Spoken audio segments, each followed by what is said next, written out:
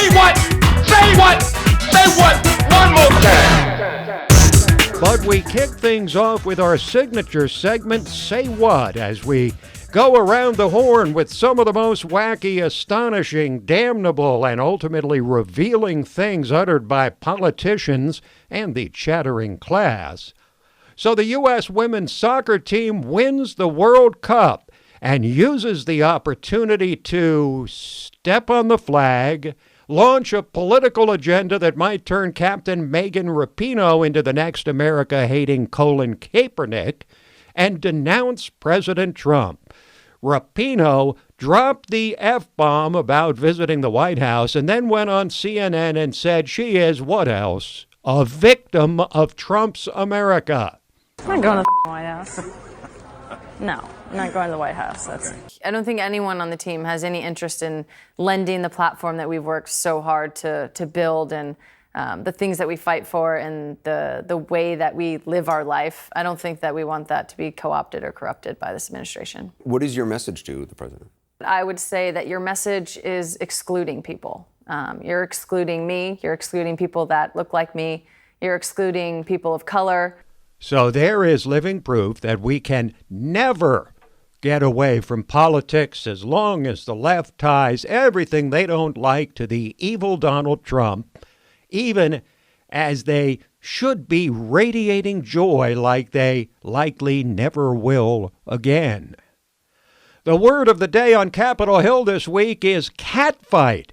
The cadre of radical leftists led by Alexandria Ocasio-Cortez, never much taken with Nancy Pelosi to begin with, took their public condemnation of the House Speaker to a new level this week, saying Pelosi trying to quiet the self-immolating ramblings of AOC and her cohorts with a presidential election on the horizon amounts to racism.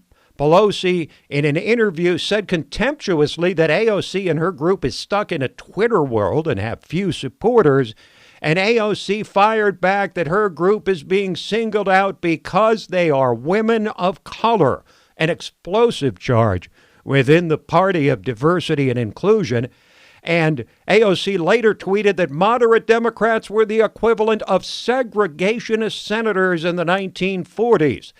Then AOC was asked to explain, and Pelosi was not amused. It's singling out 4 individuals.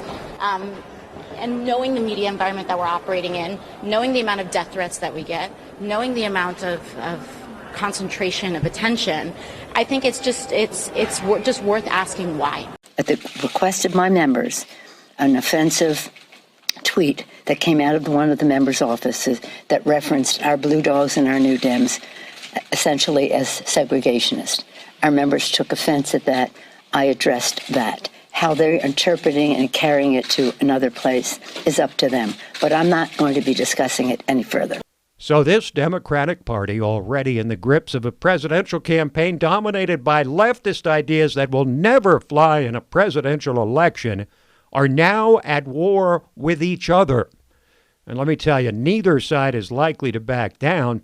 Pelosi won't, and AOC and her cohorts all represent safe, almost one-party districts and care a lot more about stoking revolution than loyalty to the Democratic Party leadership.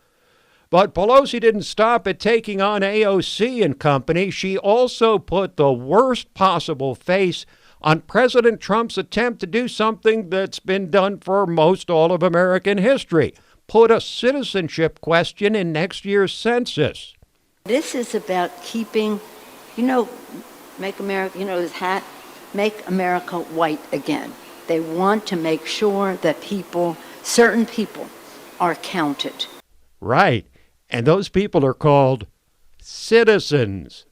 Trump finally decided on an executive order to use existing citizenship data from multiple agencies because the left's challenges to putting the question on the census form would have tied things up in court for who knows how long and prevented the completion of the census forms in time for the process to begin.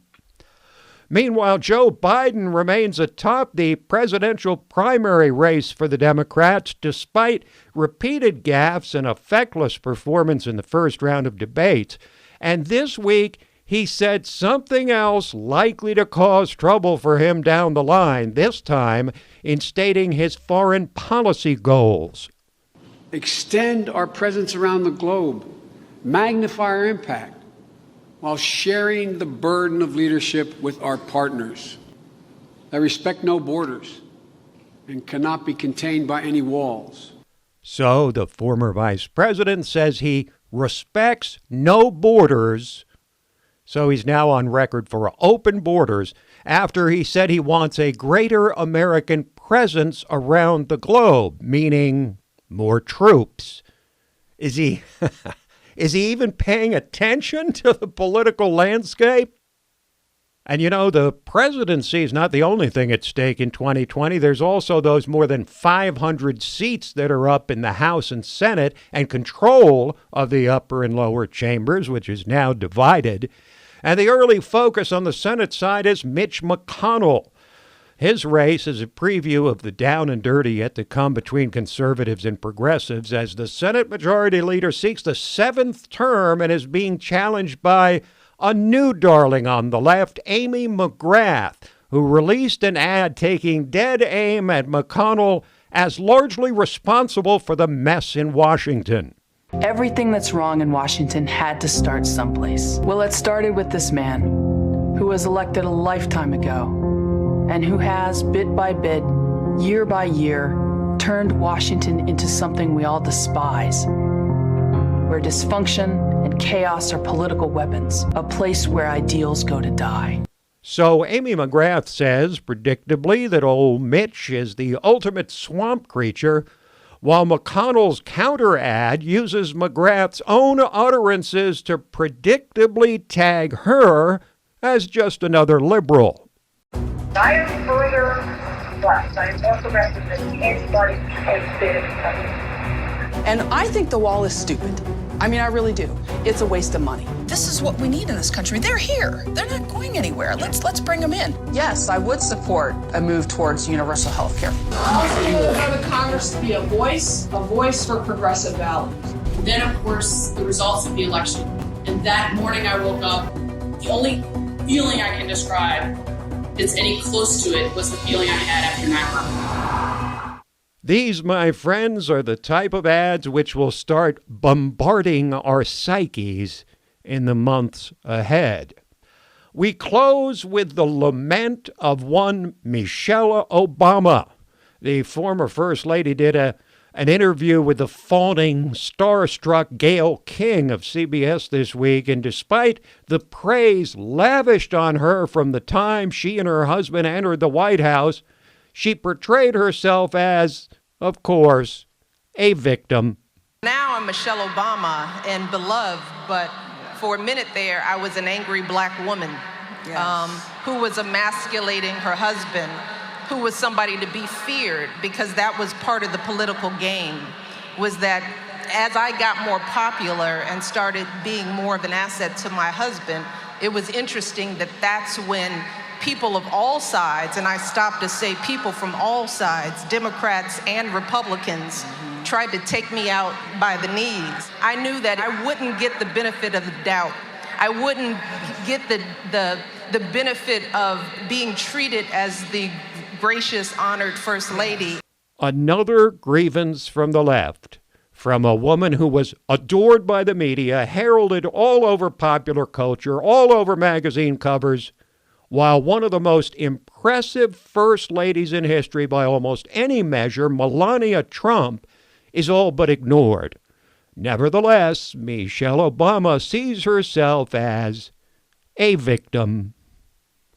Quick break, and then we're back to talk about bias in the big media, what Brent Bozell says is like nothing we've seen in the history of the Republic. Where can you find honest political commentary with sobering analysis, accountability, deconstructing threats to our liberty, and boldly reporting the truth? Subscribe to the LibertyNation.com YouTube channel, where facts matter.